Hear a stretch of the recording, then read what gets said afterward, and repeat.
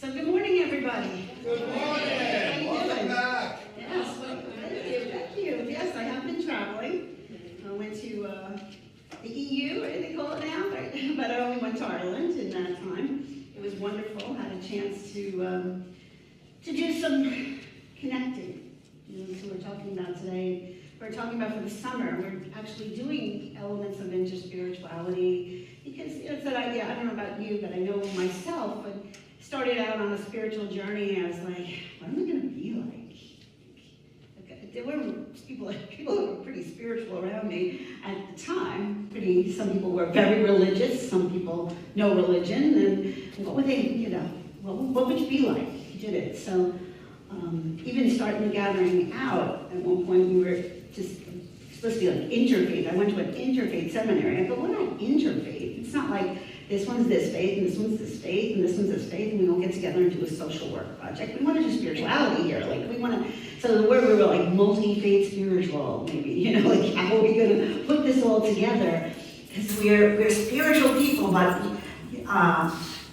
definitely don't look to me to have all the wisdom of the world, especially when we first started out. It was like, no, but there is wisdom here, right, in the world's traditions that we can glean from and utilize that to help us all grow. So this is what happened with us, but at the same time, there was work being done. Spiritual leaders were getting together in secret in Snowmass, Colorado, and they were all talking about this idea of, we're in this together. Like, what's common about us? And Brother Teasdale had the honor of being at that meeting and came up with the phrase interspirituality. And that's people who are kind of multidimensional, right? You have a little bit of Buddhism, Christianity, Hindu, love the goddess, do this, let's put it together. That's me. And I love to say for us as a community, we're the pearl, or in that banner that kind of threads through all of them and it embraces them all and allows for them to be. And I know as myself in the spiritual journey, I needed to shift a little bit as time went on. Sometimes certain discipline worked, and then I had to shift and utilize that. I got as far as I could go with that. I needed to shift and do something else, and then shift and do something else. In my path, I was raised into a Roman Catholic tradition. My parents were both born and raised in Ireland, so my father's whole family is still there, and my mother's whole extended family is there, and my aunt, who's like my sister, is there. So I have much family over there. So we were very much seeped into that Irish Catholic. But if anybody of you saw or read the book Angela's Ashes, the movie, he grew up on the lane in Limerick. That was the exact road my mother grew up on. So you want to know the exact level of intensity and smothering almost, that level of poverty and religious domination was seeped into our upbringing in the Bronx, in another part of the world there. But I never had that. Didn't relate with it, even as a young child. Learning colors, it was always like, is my red to you, or do you see it like a green? Like, I couldn't, there was always that sense of wonder, always sense of like, what is this for? What is that for? And I loved, I would go around the block, to our black friends were there, and I had like a lot of buddies, and you go around the other side of the block, and that was the Jewish community, you never went outside of your block, well, forget about those Italians, and those Italians were getting too close to the Irish then, it was like this whole stuff was, separation, and everybody was separate, stay away, and I was always like, let's go play, let's go play. And I'd come home, you were playing with who? Boom, you were playing with what? No, like, oh my gosh, so it was traumatizing, but it didn't stop me, and so when it came to spirituality, I said, let me go into my roots.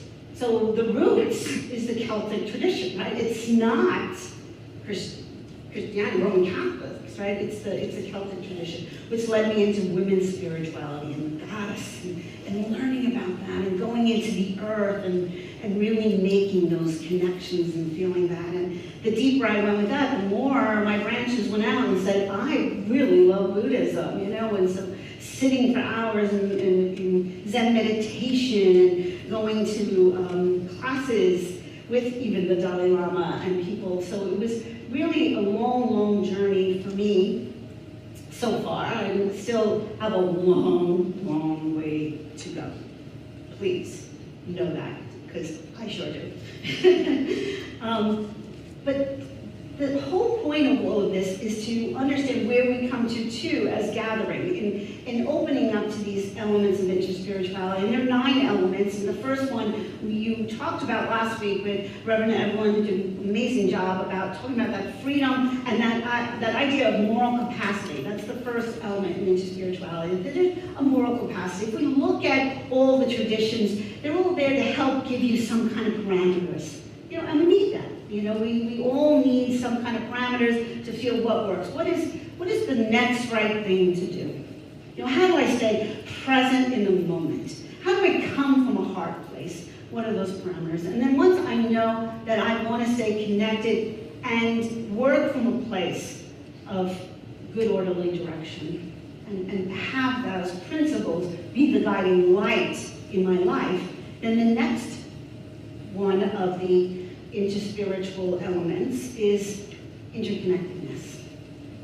But once you have that, you have to connect to something higher, and then all of a sudden that reaches out. Like I said, the deeper I got, the more connected I got, the more my branches went out.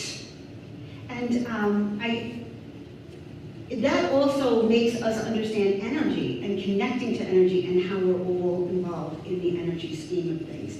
But I heard this story recently about something that Edgar Mitchell said. Edgar Mitchell was an astronaut in the Apollo 14. And he said, you know, it was great, he got to walk on the moon. That's great, but one of his greatest experiences was not on the moon, it was on his way back. He had a window seat. And at one point they were spinning at 2 minutes, right? Every 2 minutes they were spinning around.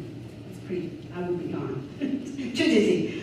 But he got a chance to see the sun, the earth, the stars, the moon. The sun, the earth, the stars, the moon. The sun, and the stars out in space. They don't look like little specks.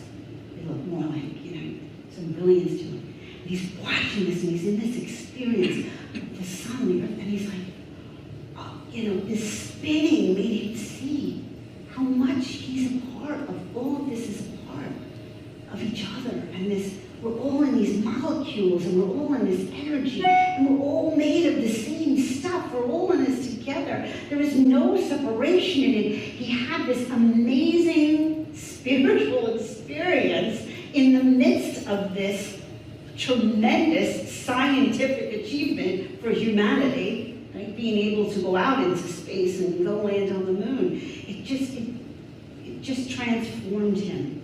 So much so that he created an institution to study this more through science, through understanding, to let us all know how deeply interconnected we all are. And how important it is that we maintain that study into that and that we see that. Because so much of our lives shut us down and prevent us from seeing that interconnection.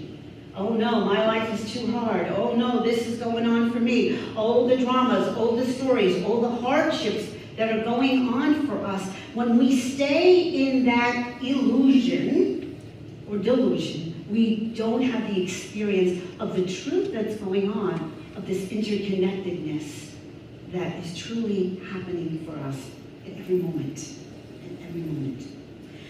I wanted to also share about, you know, in the different traditions, we saw that in our words of wisdoms, how different traditions have it right in their sacred texts about this interconnection. In fact, Native Americans didn't talk about it very much because they thought it was common sense. Of course we're connected. I mean, everything we do to the land, it's like, that's common sense, people. You know, when we start to look at them, we talk with them, they're like, You don't know that? Did you just breathe? Hello? You know, and that's that song right there, the circle is cast. That's her breath. It was the her, the earth, a mother, right? This is her blood, the waters. This is a living organism. We are part of that. We are breathing in her. We are living in her. This is all. We are never alone. This sense of interconnectedness is this way of bringing us to a sense of aliveness, and that we can thrive in this and know truly who we are. Actually, in some of the Buddhist sutras, there is a story of Indra's net.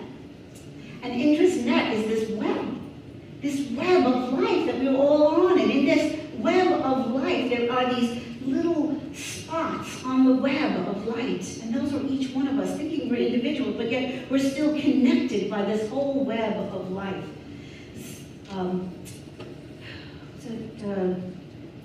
Jonathan Lippman Siegel, author.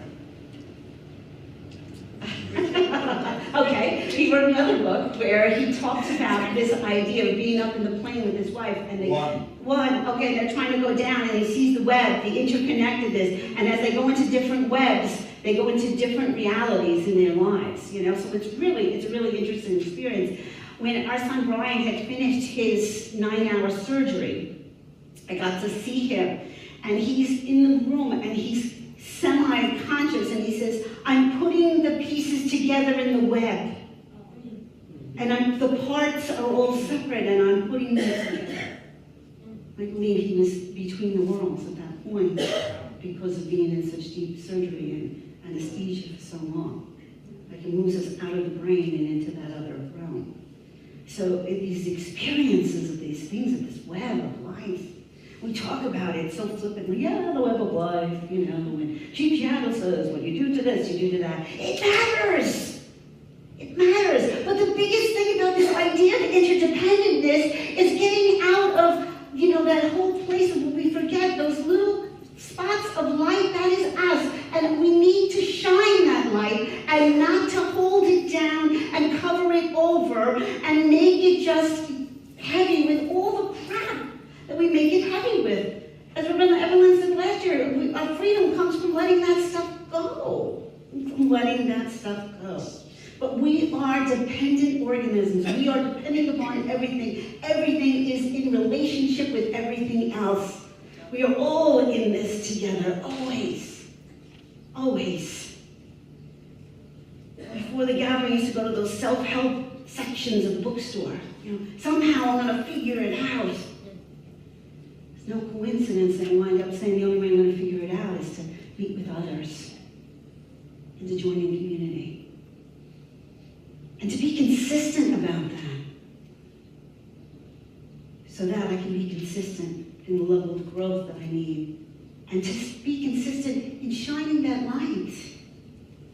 Come to a place where it says, when we say, yes, you are the light that gathers. You are the light that shines in the world. You are the light that is needed in the situation that you are in. It may feel dark. It may feel hard, but you are needed to be that light. In Hinduism, they talk about it like in honey, sweet honey, the honey of the gods and goddesses, and you're in that honey, and your light kind of has a stick and sweetness to the honey of the gods and goddesses, to join together in oneness. You know, Jesus said, I and my Father are one, and you are one in me. We all need to see that we are one in this. What's happening to one, Martin Luther King, what affects one affects us all. You know, we are all in this web, from the ancient traditions to now. But the last time I was in Ireland was in 2019, but that was for a wedding and a funeral, and it was busy, and then it was just before COVID, and it was crazy and dark. You go to any northern country in the wintertime and you get 4 hours of light, you know, and everything else is dark. So I didn't get a chance to get around. This time I made a point to get around certain things. There's a monument to the Choctaw Nation, because during the Irish famine, the Choctaw Nation sent over food. you know? And then the Irish people were appalled by the way the Choctaw Nation was like thrown from their lands and pushed down to Oklahoma from their place. So there was this kinship. They made a whole park in honor and being there, and we went there. And then I wanted to go up to Newgrange, and Newgrange is now there. They have up in, so it's close to just south of Northern Ireland up there, and that's like, there was the ancient sacred lands of the Irish traditions. There's a river that runs around these three monolithic monuments. They're like tombs, but yet they connect the solstice. And the light comes in, and the winter solstice directly down. And we found it in the 1960s. Have rebuilt them up. They're over 5,000 years old, older than the pyramids. We have roots, we have interconnectedness, all of us, to each other. And the bodies that were found in there have DNA that's related to Anatolia, which is in Turkey. So talk about that from 5,000 years ago, you know. And so the connection, we are all one family. We are all ancestors to each other. We are all in this together. Our own bodies, all of the cells that we have, right? Over 50 trillion, I guess, you know, but not only is our body alone, right? We're interconnected with the microorganisms that live in our body. I know we don't like to hear about that. It's not our favorite subject. But it's true. We are interconnected with all these little buggers that are like in us and around us and helping us to stay alive. We need each other. We are in this together. And in being back in Ireland, it was interesting because I did not see a mosque, I did not see a Hindu temple, but I saw Hindus, I saw Muslims, I met the head rabbi of Ireland at one point, Rabbi Rosen, and it was just so cool to have a rabbi with a brogue talk to me. But he's over in Israel right now, but but I love that. That to me is, I love it. But people get frightened. Oh, things are gonna get, you know, no, that's what you have historic sites for. You know, that's what everything changes. We need to change. We need to evolve. We need to grow with this because we are all in this together. Our ancestors have been one with each other. We are one with it all. We just need to continue to grow. And the amazing part of all of this is when we say yes. When we say yes to this concept of interdependence, we can then continue to grow in other ways in our lives and truly be the spiritual beings that we are underneath all of the gunk, all of the delusion that we think we carry. And we can live in this glorious way to intuitively know the time to build up, to tear down, to be in connection with all that is. To live and grow in that, in wonder, to know the wonder, and to know that no matter what, no matter where we are, if we find ourselves out in the most remote places of life, that we are never alone, and we never care. And so it is.